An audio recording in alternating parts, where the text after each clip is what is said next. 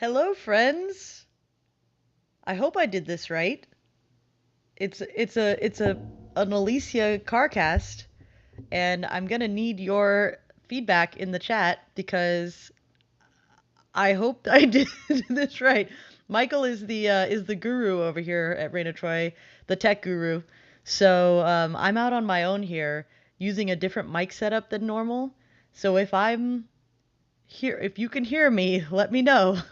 And if not, I'm gonna have to do a little shuffling around and hope that this works. So um, it's exciting. It's the first CarCast of the year, and it is a USC victory to celebrate. Not just that, a huge USC victory to celebrate. Yes, it's Rice. It's Rice. It's Rice. It's Rice.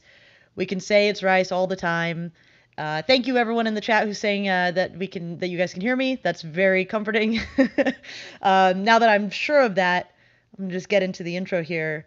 Hello everybody, welcome to a new episode of Mandatory Radio. This is the USC versus Rice Carcast, and it is the first one of the season. We're doing these live now. It's super exciting. I am your host, Alicia D'Artola, and unfortunately I am not here with my co-host Michael Castillo. He is on assignment in the middle of Idaho right now, I think. So it's just me. It's just me getting to talk about what happened on this beautiful Saturday of incredible hotness and incredible like fiery offense, which is a nice change to be sure. As always, you guys can follow us on everywhere. Twitter, Facebook. We're on Spotify and TuneIn and everywhere you can get a podcast. Leave us a review on Apple Podcasts. It helps us grow the show. It helps other people find us. Hit that. I can do the YouTube thing. Click the like button. Click the subscribe button. Click the bell to make sure you're notified every time we go live, so that every time we do these, which is going to be 3 times a week during the season, we've got CarCasts on Saturdays. Basically the review show, what do we call it? The review show on Monday, and then the preview on Wednesday. So the Fallout show on Monday, and the preview show on Wednesday. So we're going to be doing these a lot. And next time it'll be more formal with me and Michael here, but for now it's just me, and I'm just hoping that I don't screw up the technical side. So be sure to call into the rant line, which is definitely gonna be a rave line unless you want to talk defense. So it can be a rant line for you if you want to talk about the defense, but let's also make it a rave line. 213-373 1 USC. Suck at What's Bruin show, even though I don't have Michael here to do that with me. It's going to be a hell of a time. Hopefully we can hear all of you guys giving your thoughts about this game that should re-energize. I mean, I think we were already all re-energized after the hire of Lincoln Riley, but this game, I saw a lot of people saying, someone on the Slack I think was talking about how like it really clicked that Lincoln Riley is the head coach when they saw him being interviewed before the game. And it's like this whole last 9 months or so has been Lincoln Riley's the head coach. Lincoln Riley's the head coach. And it was all leading up to this moment of like, Lincoln Riley is the head coach. And that's what a Lincoln Riley offense looks like. And just I was so happy that first drive. I don't know about you guys. The first drive, it was just good offense. And like, I'm not going to be delusional and think that like there weren't good moments in the past few years, but there was nothing just collectively everything is going right. Everything looks the way it should, quite like it was today. The first 4 drives were ended in scoring. The only reason why the last drive of the first half didn't end in a touchdown, in my opinion, was because they ran out of time. They were running up against the clock. So the offense was just outstanding. You could not ask for more. I have a separate stream. Well, maybe I sent out the wrong link. Sorry about that, guys. Yeah. Again, just praying that I don't screw this up. So hopefully I can get a proper link out there at some point while also talking to you guys and also making sure that we're not going crazy. But the offense was way better than I'm doing technically in this game. It was everything that you could hope for, and it clicked in every single way, and Caleb Williams clicked in every single way, and that I can't. I feel like I can't speak about this game without coming off like a child in a candy store. Like I just Caleb Williams. Let's just start with Caleb Williams. What a quarterback. What a quarterback. I don't know what else to say. The guy is cool as a cucumber. I mean, the offensive line gave him ages to throw most of the time. And that really did set the tone for the game. I thought the offensive line played very well until the second half, and there were some holding penalties and all that. But the core offensive line and the starting five, I thought, did a hell of a job. And the great thing about it was that they did a hell of a job, but when things broke down for them, when things went wrong for them, which it will happen, Caleb is just so calm and cool. And it was funny because, on Thursday night I'm watching the Backyard Brawl, and it's Keaton Slovis versus JT Daniels, and it sort of brought me back to like, yeah, Keaton was a great quarterback, but like he got rattled very easily, and he took sacks that he should never have taken. And it got very frustrating to watch USC's offense for a million reasons, but that was one of them. And then to come out here on Saturday and see the difference that Caleb Williams makes, in that somebody gets through and he's like, oh, cool, I'll just step up. And he's got the dual threat ability to say, oh, cool, I'll just run then. I'll just run then. That's fine. And like, to have that skill set is something we haven't been able to see for USC in ever, right? And it was just, and someone in the chat is saying that Caleb was only throwing darts. Yeah, he was super accurate, but he didn't even have to be super accurate. It wasn't the days of having to slip balls into tight windows or anything like that. We'll have to see that later in the season, obviously. But receivers were wide open. They were schemed open. I mean, it's a basic thing. It's a basic thing, like wide receivers being schemed open. But when have we seen that? In ages. How many passes did we watch Drake London catch with two men hanging all over him? And this time it's like Taj Washington in a mile of space, Jordan Addison in a mile of space. Like Kyron Hudson was out there in a mile of space. It was just a beautiful thing to see. And yes, it's Rice. USC will play better defenses. Rice is not good at all, and that's when I talk about the defense, we're going to get into that. Yeah, Ryan Valente in the chat. A slant? Get out of here. My brother came over to watch the game a little bit before the Notre Dame game started. He's a Notre Dame fan, so he came over before the Notre Dame game started, and they were lining up. And like, normally I got so used to doing the whole like USC's lining up, and they're going to run right, and they're going to get stuffed because everyone knows they're running right or whatever. And this time they lined up, and I was like, ooh, the slant's going to be open over the middle right there. And then boom, the next play, slant over in the middle to Taj Washington. And Joaquin looks at me like, what are you trying to be, like Tony Romo? And it's like, no, it's just like they're scheming guys into open space on the field. It's beautiful. It's just the most beautiful thing that I've ever seen in my life. And yes, it's Rice. But like, we've been so starved. The name of the school that USC played is going to be fitting for this analogy. We were backpackers in the middle of the wilderness, subsisting off of, whatever could be scrounged up, things without taste, and that were just anything that would feed us for years. Scraps we were scraping at. And what just happened today is we all came home. I'm stealing Ryan Abraham's food analogies, guys. This is great. Don't tell him, but this is great. We came home. We got home. Our backpacking trip, or our wandering in the desert. We came back in, and waiting for us on the table was a steaming pot of rice. And like, rice is not a staple food that's like, this is the greatest thing in the world. But when you're so hungry, when you haven't had anything good in ever, and you just take a bite of just buttered rice. It's like, oh, like food tastes good again. Food is good. USC football is good again on offense. It's beautiful. That's okay. Josh is going to start a drinking game where it says that we have to take a shot every time I say, but it's rice. I'm going to keep saying it because I need to remind myself it's rice. It is. But that doesn't mean we have to tamper down the excitement on this because I put this on Twitter. It was San Jose State. It was Western Michigan.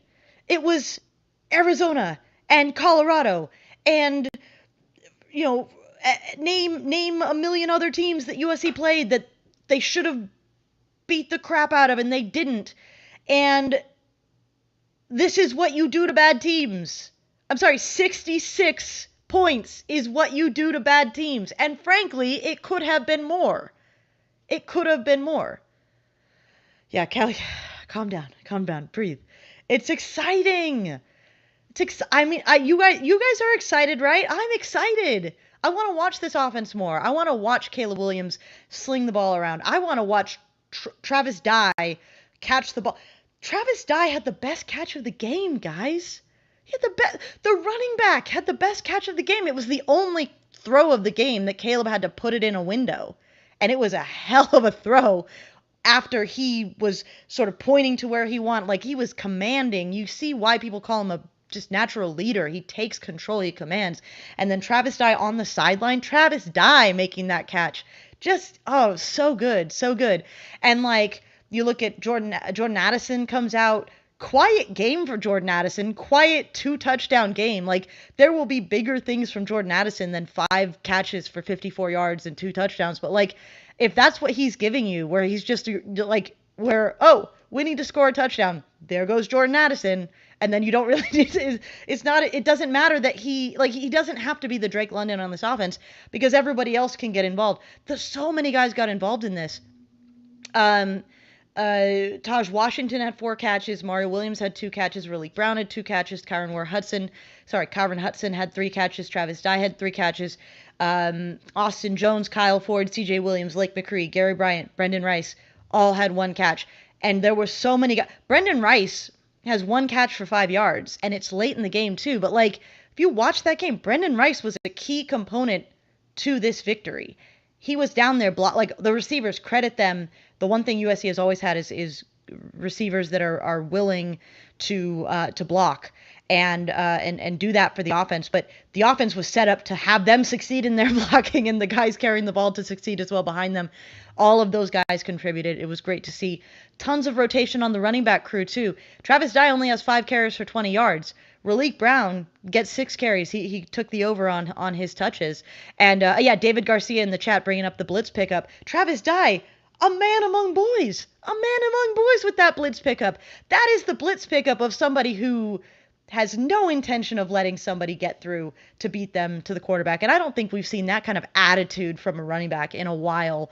I look forward to more of that. But it was really cool too because we wondered what kind of rotation was this going to be. And I sort of figured Travis Dye will be number 1.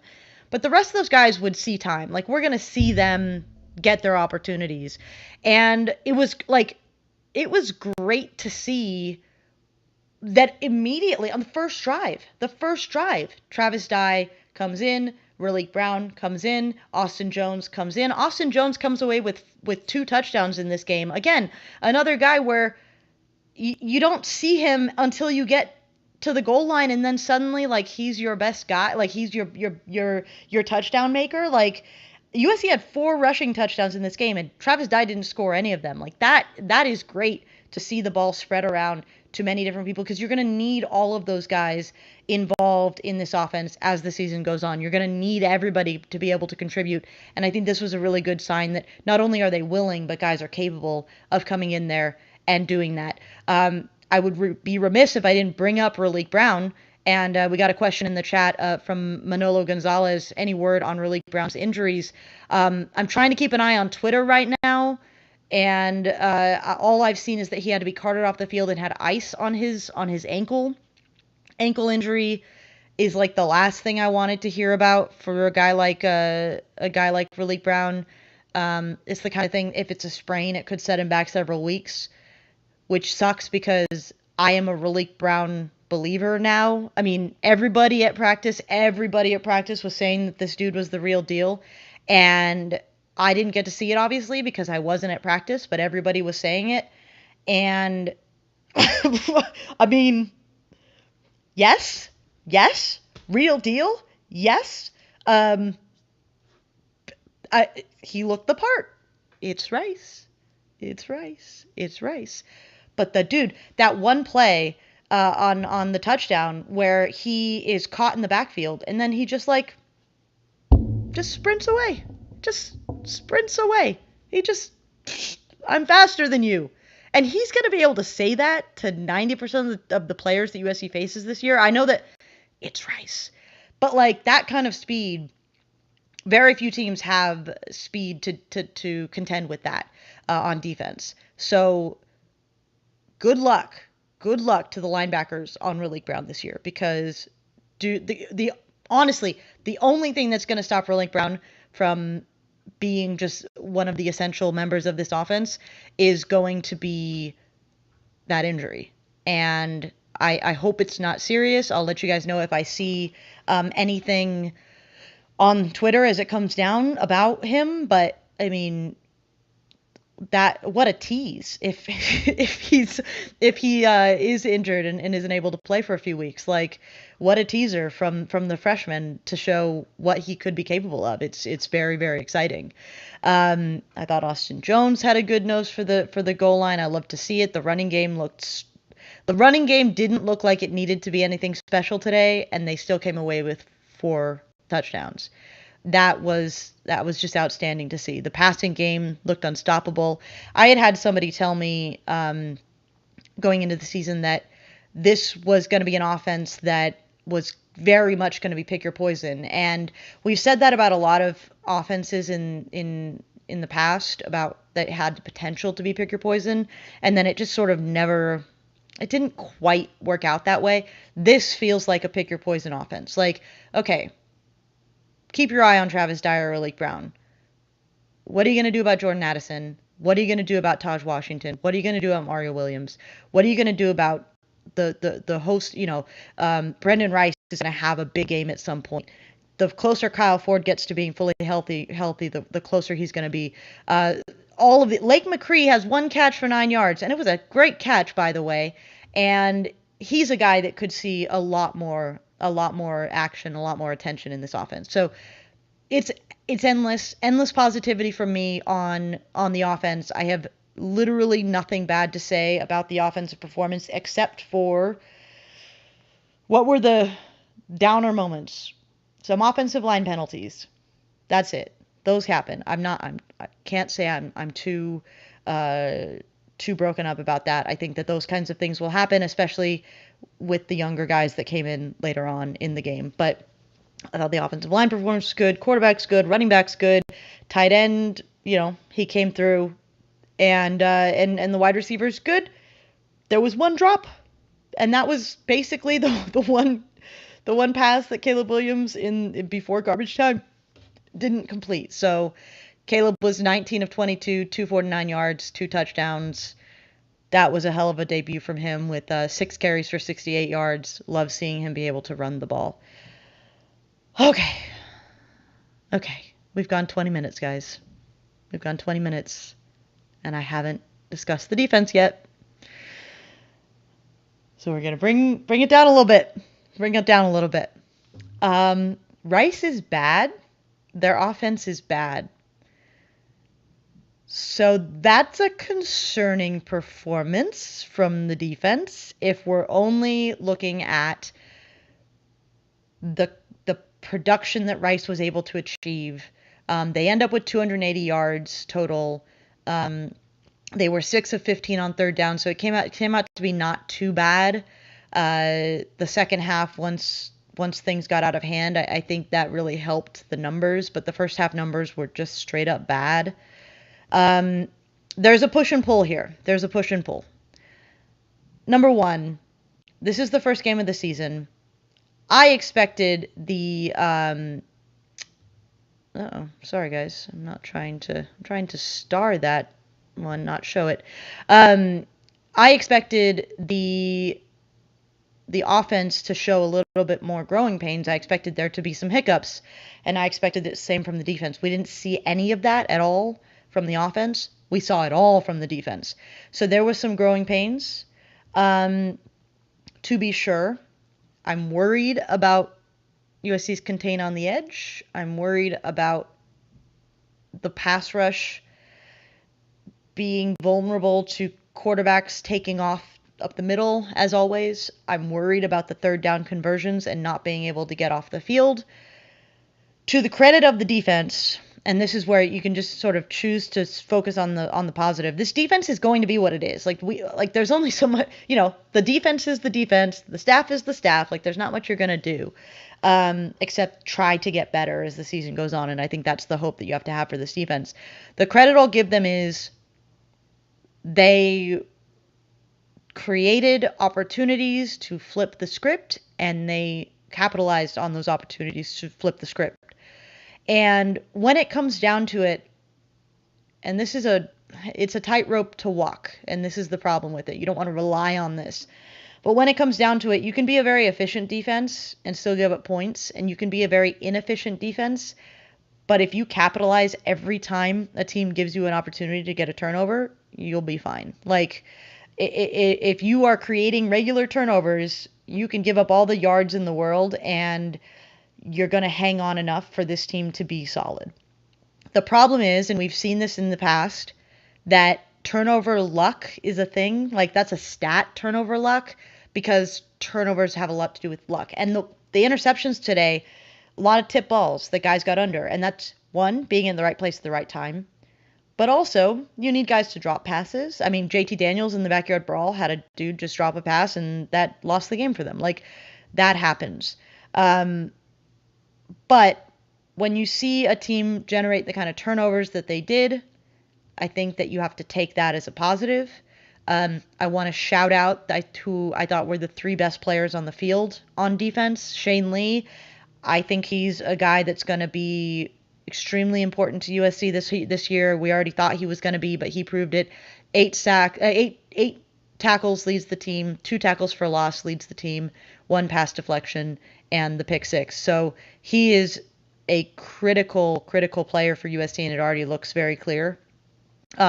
Eric Gentry.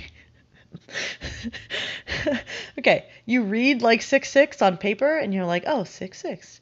And then you see him lighting up, and he looks so huge. He looks giant.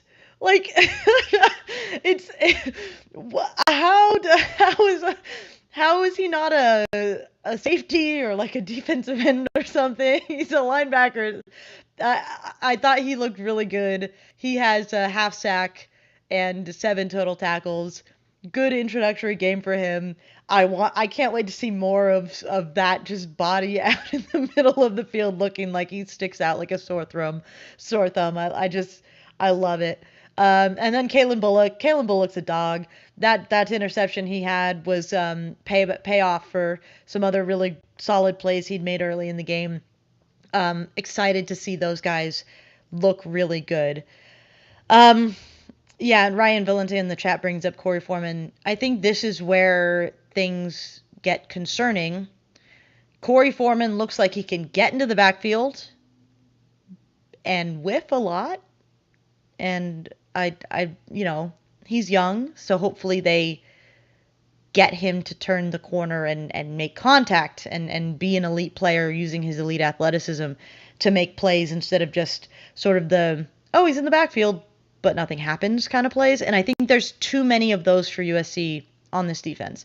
Too many, we're going to be aggressive and send a blitz, and guys are going to get into the backfield but not get to whoever has the ball in the backfield. So that is going to be something to watch. Hopefully that an adjustment is made. You could argue that an adjustment was made in the second half, but there were still moments where it's just This Rice team is really bad, and they shouldn't be doing these kind of yards on this team, even if it's second half of a blowout. I don't want to. It's game one. It's game one. I don't want to hit the panic button yet. It wasn't a good performance from the defense in the first quarter. In the first half. Credit to them for putting 21 points on the board. That's when it comes down to it, there will be other opportunities for us to slate the defense later on this season if they run into an offense that's more capable of hurting them. And I have warned people that this is what this season is going to be. It's going to be a 66-14, a 66, 15, 18, whatever. And then there will be a 66-56 or a 45-43 or like that kind of thing. Like that's going to happen. Prepare yourself for it. I think there's just weaknesses on this defense, and you could have seen them coming. Hopefully, like all you need is a guy like Tuli Tuipulotu or Corey Foreman to just go off. Like that's all you need. Romello Height gets ejected from the game. Could have used him at certain points. So it's just about continuing to develop these guys and finding who they can rely on. And those, the cream will rise to the top. And that's going to be the sort of story of the season for me is can the offense continue to be efficient and continue to keep playing mistake-free when the competition ramps up? I think they will be formidable no matter who they play. The defense really needs to turn things around a little bit, and if you're gonna have a really crappy performance in the first half, like turning around and getting 4 interceptions is not the worst thing in the world. Like this all turned out pretty okay. And Bennett Gala in the I hope I said that right, in the chat is talking about once Damani Jackson comes back, we'll be fine at secondary. I mean, that's the other thing. Josh Jackson could be a starter for USC at corner. He wasn't suited up for this game. Damani Jackson, we all know how incredibly talented he is, wasn't able to suit up for this game. So there are areas where this defense can get better. Also, certainly the secondary, there is something to the chemistry of players having played together a lot, being comfortable and trusting each other in that secondary, and this is a secondary that hasn't played together a lot.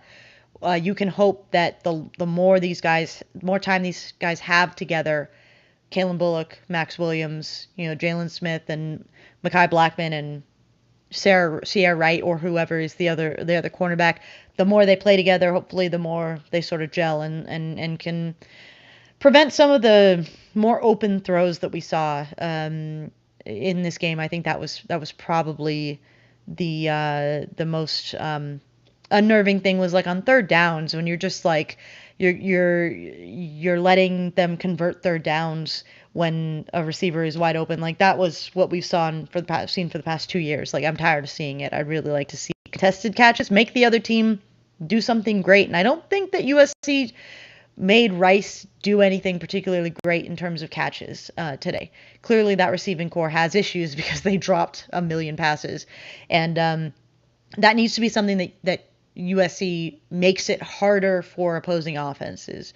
I think USC's defense is probably the biggest problem is just they make it too easy to execute.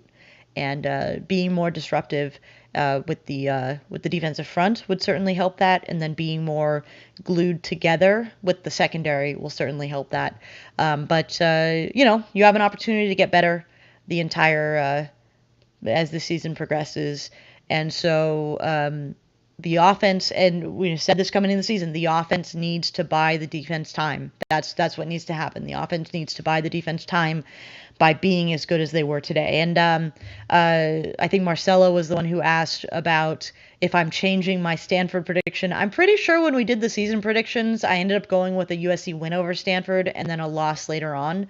But I think I'm going to stick with that, even though you see highlights of the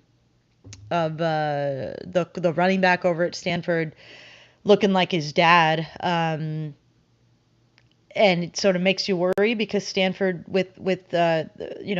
Stanford could be dangerous on offense if this defense is as bad as they looked in the first half. I guess the question really is how well do they sort of set themselves up to tighten things up in a week?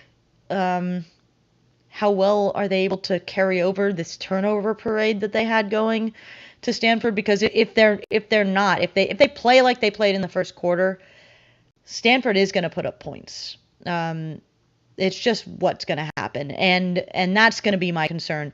On the flip side, this offense looks so much better than I expected it to in week 1, to be quite honest. Everything looks so easy. And it won't be that easy against Stanford, to be fair. But I also don't know that Stanford will have the juice defensively to really shut down this offense. So I will go with a USC win over Stanford after watching this game. But I think it's not going to be a comfortable win the way that this is. I think it's going to be the kind of thing where the offense just has to outpace, and that means it's gonna depend on not making a lot of mistakes, and that's a question. That's a question that we still have to see from this team. There were some mistakes in this game, particularly on defense. So. That's gonna be the big question. But sorry, it's okay. Tanner McKee against Colgate. It's Colgate. Tanner McKee has 20 of 24, 240 yards, 2 touchdowns, but an interception. And then EJ Smith, the son of Emmitt Smith, is 8 carries, 106 yards, 2 touchdowns. So dude can play. He's gonna be the danger man next week. But enough talk about next week. Let's talk about this week and how fun that was. It's a breath of fresh air. It's a breath of fresh air to come out of a USC game and be excited to talk about this team. That's going to be fun. That's going to be fun this year to be able to be a little bit more positive. Also, shout out to the Coliseum. Shout out to that crowd. It's 100 degrees out, and that had turnout. Like, I am shocked. Not gonna lie, I haven't seen the attendance figure. 60,000. 60,000, like, that's way more than I expected. It was hot. People braved it. And you could hear them on the broadcast. It was great. I love it. I love seeing USC fans be excited about a team. Like, we were so down and out. Oh, Ryan brings up that was our highest scoring quarter in the third quarter. Let me double check that is the case. Yeah, 28 points in the third quarter. Now, I think 2 of those, there were 14 points of pick sixes, which certainly helped. But like, let's be real. If the pick sixes hadn't happened, do we really think that the offense wasn't going to score on those drives? I think they absolutely were going to score on those drives. So, like, the defense just stole opportunities for the offense to run away with this thing. And, good for the defense. But, teams are going to want to keep USC's offense off the field this year. And, defense, let us watch this offense. Stop it. I'm not going to tell them to stop it. Please, more. Please, more. But, but also, just inject this offense into my veins. It's just so beautiful. So beautiful. Okay. Time to get into the chat, guys, before we wrap this up. I already have pinned some messages, but if you guys go ahead and I get to put the graphic up. Michael does it more seamlessly than I do. Go ahead and type out question and then ask your questions in the chat, and I will go through these as we go. We've got one from Marcelo. Should we be worried about Travis Dye's lack of production? I don't think so. I thought Travis Dye looked really good. 3 catches, 21 yards. He has 5 carries for 20 yards. The long was of 6, so he was that's 20 yards. That's sort of getting reasonable yardage each time. I think that Travis Dye will be needed later in the season. He wasn't needed in this game, but when he came up, when he needed to get a first down, he got it. When he needed to catch the football, he caught it. So I thought that he had a good performance, and I'm not worried about his production. We've already talked about Raleek Brown. Marcelo also asked, how much do you think USC kept in their pocket schematically for future games? I hope they kept a lot. I don't think what they did was particularly, I mean, it was new to us, but those looked like sort of bread and butter kind of plays. The one exception was that really sweet reverse. That was fun. They had me tricked. That was a lot of fun. So that little reverse thing. But sometimes it's good in the first game to throw out something like that, because then you force the next team, like a Stanford, to prepare for that kind of thing when you have no intention of using it again. So that is, I would imagine that Lincoln didn't pull out his full bag of tricks in this game. But what we saw was what a Lincoln Riley offense looks like, and it doesn't need all of those tricks if you are executing those plays the way that USC did in this game. All right, we got a question from Josh. What do you think will go through Stanford staff's heads when putting together a game plan for what this USC game shows? Well, on Stanford's offense, they're going to go like, ooh, we're going to be able to eat. On the other side of the ball, I don't know how you look at this and think, who do we choose to stop? Do you grow aggressive on Caleb Williams when he's so cool as a cucumber in the pocket? Can you blitz him into getting flustered? I mean, I don't know. I haven't seen evidence of that. So do you drop 8? Do you try to make it difficult for him? But he's an elite passer of the ball, so like he can fit the ball. He can fit passes in. So I will be very curious to see how Stanford approaches trying to stop this offense when, I'm not sure that they're the defense that has the athletes to contend. I do not envy them in the slightest having to deal with this offense. I really don't. It's yeah, it's a whole new world, guys. It's a whole new world. Benit Gallus asked, does Jordan win a second Biletnikoff award? Here's the problem, and I think we talked about this in the offseason. In order to win the Biletnikoff, you have to have a lot of production, and the evidence from today was that USC doesn't need to have a guy going off for 150 yards a game.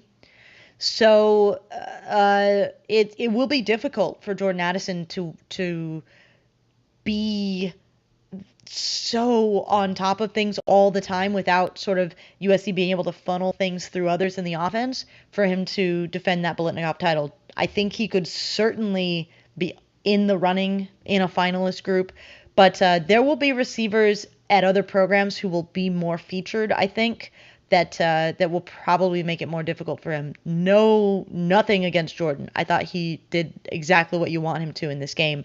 But I think there are going to be a lot of 5 catches for 54 yards and 2 touchdowns kind of games for him. And I think that you just need more production in this day and age. So maybe when it comes down to it and you meet more difficult defenses to face, you will have to rely on him more often. But for now, it just feels like USC can spread the ball out enough that everybody's going to eat, but that means you're not going to have like a Drake London kind of production. All right, we got a question from Alex. Do you trust the defense to stop the run against Utah? Absolutely not. Utah is going to feast. Prepare yourself for that.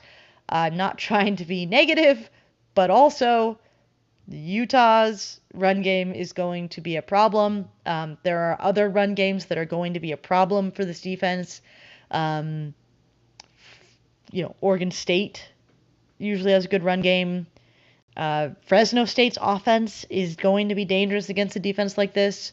Maybe we need Raleek Brown to be healthy so that he can pull a Reggie Bush against Fresno State. That would be fun. But it's listen, I don't know what's going on with Utah right now. They were in a dogfight with Florida. It was 14-13 last I saw the score.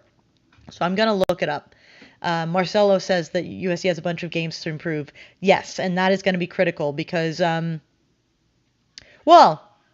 the same time, it's going to be weird, though, because USC plays Utah early in the season. You can lose to Utah and still make it the Pac-12 title game because of the new changes. Oh, Florida's up 29-26. So Florida's giving Utah a game. I didn't think they would. And the thing is, you can get beat by Utah in that first game and just play well enough in the Pac-12 to get a rematch, and like maybe that's the key. Like use the first game to almost scout what you need to do, and then with an eye on if we lose, it's fine because you're going to get a second matchup against them anyways in the Pac-12 title game if you make it there. And by then, you're talking about a full 12 games of this defense getting more in tune, the offense getting more in tune, and getting to a point where you're really clicking. And then that's the game that matters, right? Winning in Salt Lake City doesn't guarantee USD a place in the Pac-12 title game. What they need to do is make sure they don't get pinched against, the Oregon States and the Arizonas and the Cals of the world.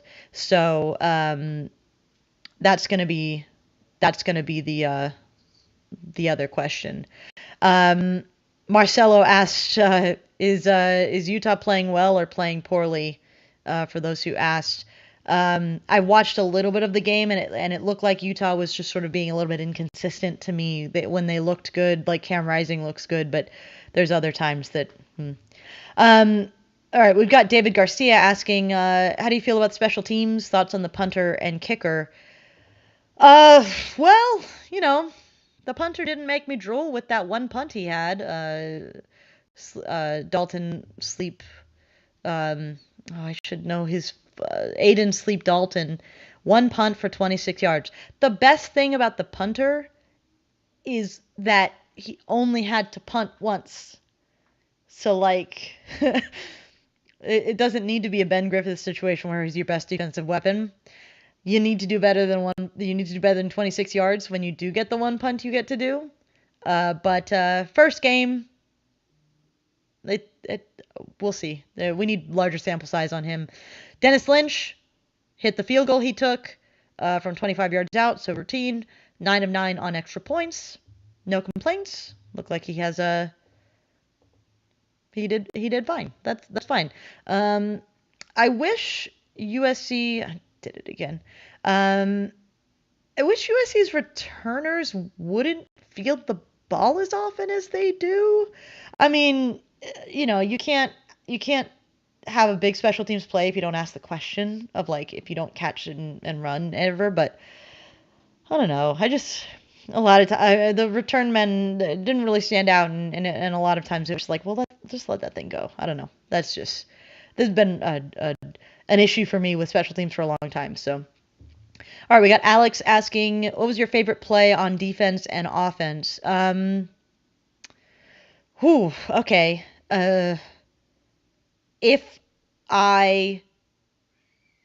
The Kalen Bullock pick six was wonderful. Pick sixes at the Coliseum bring me back to Ohio State, and that pick six that oh my gosh, Gallipo scored, and it just like or was it Maluga? No, who was it? I don't remember. Pick sixes, they're good, they're great. I love them. They all blur together. They're my favorite thing in the world. A 90 some odd yard pick six, just chef's kiss. Beautiful. Love to see it. But I'm not gonna lie. The play that stood out to me the most, which is real dumb, is it was just this routine run stop by Shane Lee.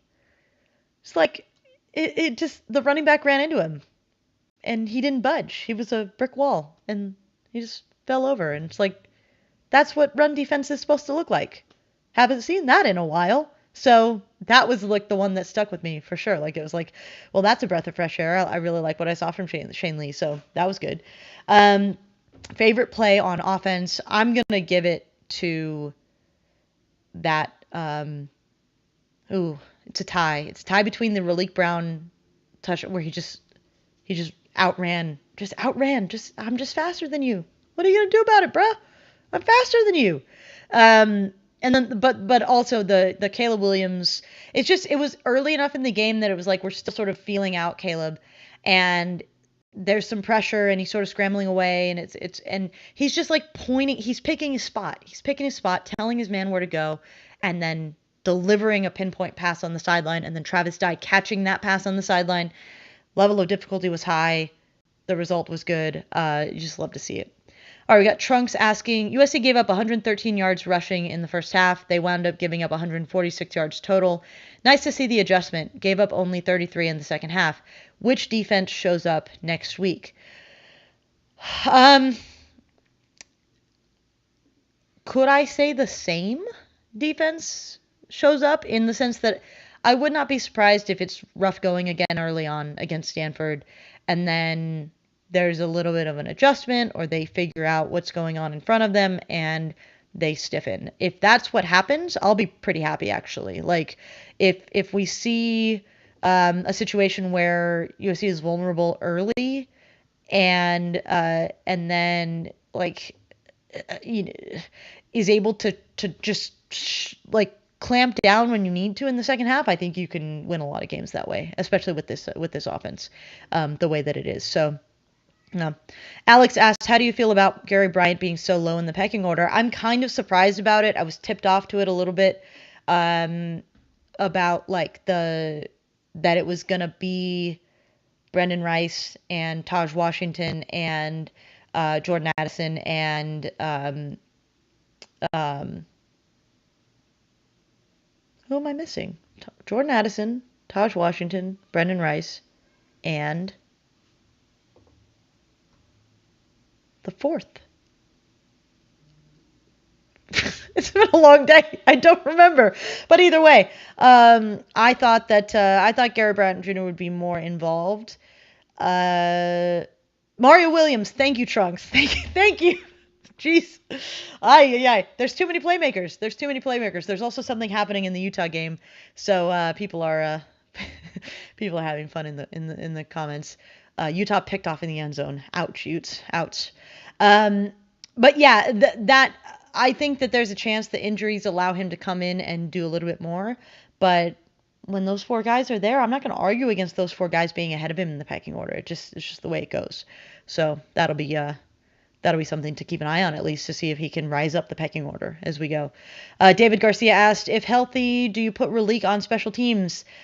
I mean, at that speed, sure, but also that if healthy right now is looming extremely large. So if he has an ankle injury, then absolutely not. Absolutely not. You wrap him in bubble wrap and do not put him on the field any more than you have to, because you need to get him as healthy as possible to be the most effective running back he can be. So in future, love to see it. Don't necessarily need to see it now. We got a question from SJ. What was your beverage and snack of choice during the game? I ordered... Oh, did Utah lose? Oof, Utah, you letting me down, man. You're letting me down. Beverage snack of choice. This is going to be our last question because I actually got to get back to work. I ordered Gino's East. It's a pizza place that it's from Chicago, that we actually have down in the valley here. And I had their artichoke dip with chips and stuff. And I also ordered a deep dish pizza that I'm going to eat as soon as I get off this live stream. So I was sort of doubling up on my lunch and dinner, given the situation of the day. So yeah, that was what I ate. It was very good. Had a Coke. It was very good. I have an energy drink now. It's going to be very good. That pizza is going to be very good. Will it be better than watching this USC offense today? No, because nothing will be better than watching this USC offense today. I'm going to take this memory. This feeling. Let's all do this together. Let's just all have a moment. Let's package up this joy that we all feel right now. Let's just pack it up into a little bundle. And then we're going to take that and we're just going to sit it down next to us. We're going to look at it in the corner of our eye all week and just say, oh, that was really nice. Remember that? That was fun. And then when things go wrong for USC at any point in the season, just take a moment, man. Remember how happy we were when USC's offense looked good? Even though it was Rice? Let's just enjoy. Let's enjoy enjoying USC football again. I'm feeling good. Okay, that's going to do it for me. This went way longer than it should have. So you're welcome for a 50-minute Carcast. Yeah, that's going to be it. Thank you guys all for the questions. Thank you for the chat. It's gonna be really fun to watch USC this season, and we hope you look forward to coming along for the ride with us on these weekly post game Carcasts that we're gonna do after every game. So keep an eye out for the link, hopefully the right link next time, because Michael will be running the show. And yeah, keep an eye out. Hit the subscribe and the like button. Notifications on. Leave a review on iTunes. Call the rant line. Let us know how you're feeling. Give us your raves, 213-373-1USC. And we will catch you, well, I will catch you on Monday for the Fallout episode from this beautiful day of USC football. So, it's been fun, guys. See ya.